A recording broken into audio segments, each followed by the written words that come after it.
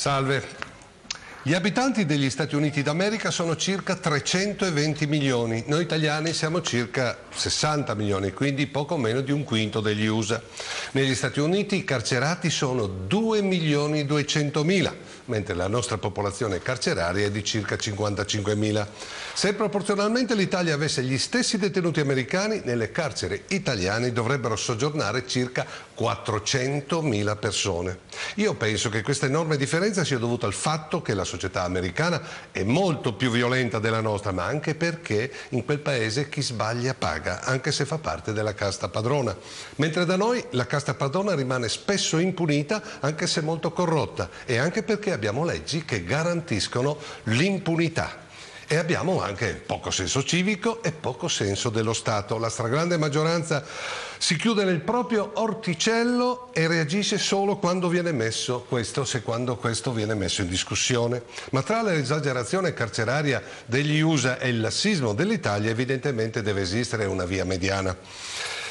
Molti cittadini si lamentano che i delinquenti presi anche in flagranza di reato vengono spesso scarcerati e che la colpa di questo stato di cose sia dovuta alla magistratura che li libera con troppa leggerezza.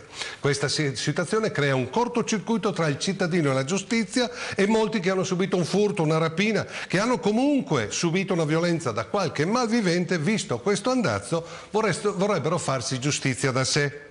Ma le cose non stanno affatto così. La colpa di questo scandalo è di quei politici che hanno emanato in questi ultimi decenni delle leggi oltremodo permissive e indegne in uno Stato ordinato e civile, come quell'ultima norma che ha riformato la custodia cautelare in carcere, votata definitivamente dal Senato il 9 aprile dell'anno scorso, meno di un anno fa. La legge è stata approvata da un'enorme maggioranza, 177 voti favorevoli, 12 contrari e 30 astenuti. Tutti i partiti, ripeto, tutti i partiti ad esclusione del Movimento 5 Stelle che si è astenuto hanno votato a favore.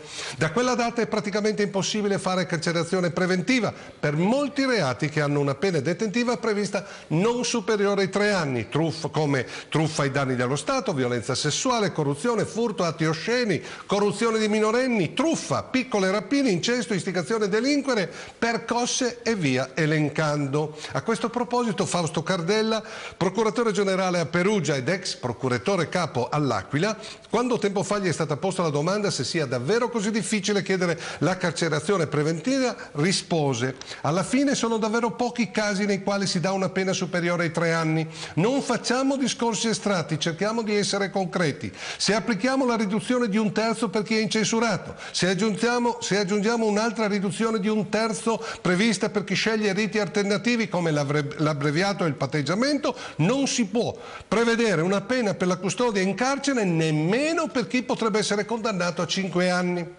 Gli stessi concetti li esprime il procuratore generale di Venezia Antonino Condorelli quando afferma: sono troppi reati per cui non possiamo applicare la custodia cautelare in carcere. La polizia può arrestare in flagranza di reato i responsabili, ma poi dobbiamo rimetterli fuori. Per poi concludere amaramente: l'impunità ha effetti catastrofici, prima sugli stessi ladri perché sentono di poter ripetere il reato senza conseguenze, secondo sugli investigatori che sono pochissimi, senza mezzi e hanno la tentazione di non indagare su furti e piccole rapine per non perdere energie inutilmente, e alla fine pagano i cittadini.